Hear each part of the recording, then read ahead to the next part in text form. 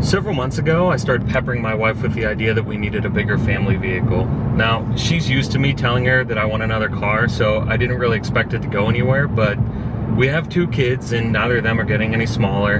In fact, the amount of stuff that they're bringing with them just seems to be increasing. And it's a no-brainer that the amount of bickering between the 2 of them is directly proportionate to the proximity that they are to one another. We spend a lot of time in cars. We're an active family and we try to make the most of our weekends by going somewhere, whether that's visiting our parents or heading to the park or taking mini family vacations. We're just always on the go. The lack of space in our current vehicle became apparent when we took our annual family vacation not too long ago. In order to get everyone to the airport, we had to fill every available nook and cranny with luggage, including the rear footwells and the space in between the kids and the rear seats. We also had to play a not-so-fun game of luggage Tetris with the trunk. That joyous experience led to my wife saying some of the sweetest words that she's ever said to me. "You can get another car." I wasted no time in presenting her with different ideas. We looked at SUVs, but we couldn't agree on ones that we both liked. I tried to sell her on the idea of a European station wagon, but that was a non-starter. I'm not giving up on that just yet.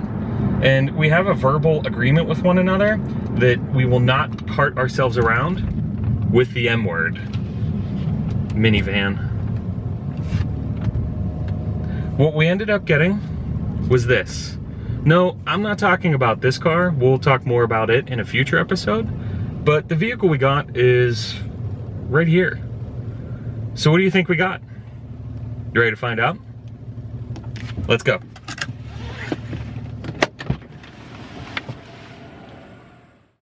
Oh yeah, I'm Rob Schultz. You're watching Test Driver.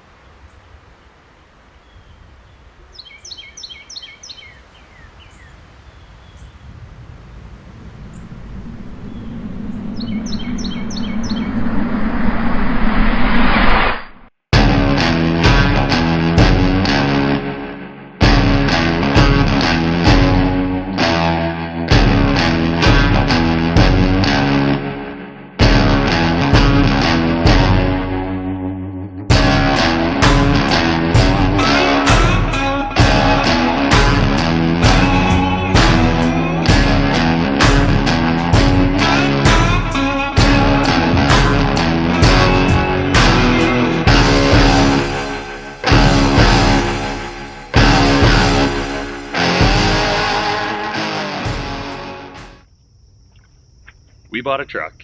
This is my 2018 Ford F-150 XLT Sport 4x4 with the 5-liter.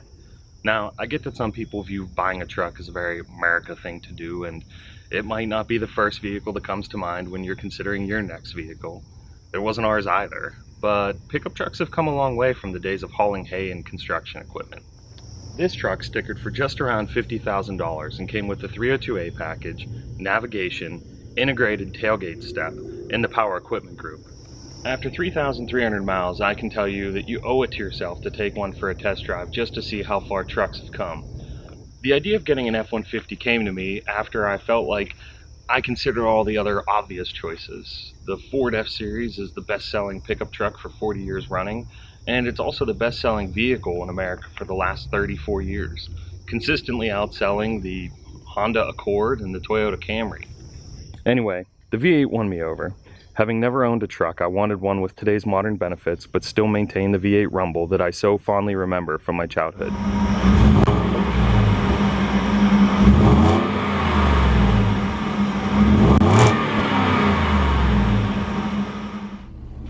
Alright, now let's get this vehicle on the road and I'll tell you about my 3 favorite and least favorite features of this truck.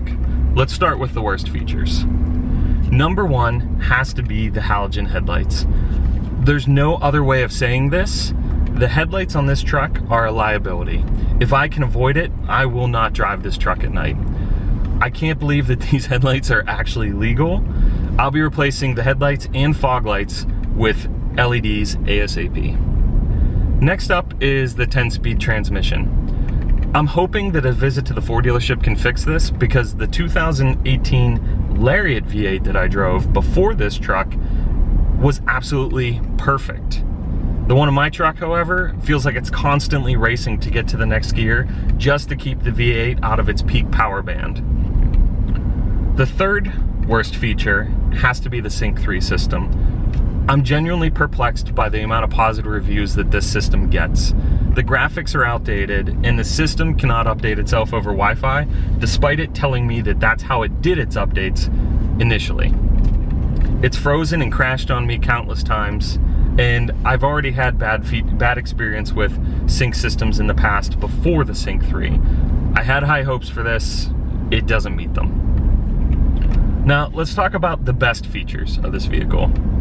Now, I said this was a family vehicle, and I have to give this top scores for roominess. The interior of this vehicle is downright cavernous, and I'm happy to report that my kids are fighting a lot less. With the bed in the back, they've regained all of the space beneath their feet as well. Next on the list is comfort. We've taken a few road trips in the F-150 now, and I'm very happy with the composed ride in the interior comfort. It rides bigger and stiffer than a car, but it's not uncomfortable. I'll probably upgrade the shocks and upgrade the seats to leather in the future just to make things even more comfortable.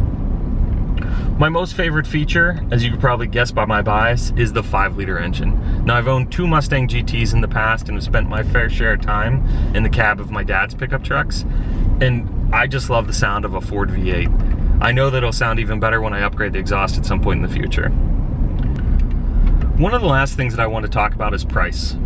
As I said earlier, my XLT is stickered for almost $51,000, and that's crazy to me, especially considering that the XLT is the second lowest of the 7 trim choices that you have. A fully loaded F-150 can run you a hefty $71,000. That's a lot of money and opens you up to a lot of other vehicle options. The important thing that you need to remember when you're buying a pickup truck is that there's a lot of room for negotiation on the price. In fact, the forum F150forum.com has an incredibly informative thread all about F-150 pricing that helped me to get nearly $14,000 off the sticker price of this truck.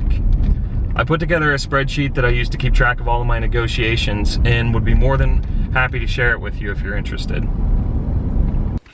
Well, that concludes my initial review of my 2018 Ford F-150. If you're interested in learning more about Ford F-150s, and I'd strongly suggest you check out F150forum.com as well as the Facebook group F150 Nation. Both are chock full of useful information and have helped me put together a pretty exciting build sheet that I'll slowly be working my way through in the future. If you like this video, I'd appreciate you giving it a thumbs up. And if you're interested in following along as I upgrade this truck, you can do so right here on this channel. Just subscribe and click the notification bell to be alerted whenever I post new content. I'm not just going to post videos about my truck though. Over the next several videos, you'll meet the other vehicles that I own, and I'll also begin doing some car reviews as well. So thanks for watching, and I'll see you next time on Test Driver.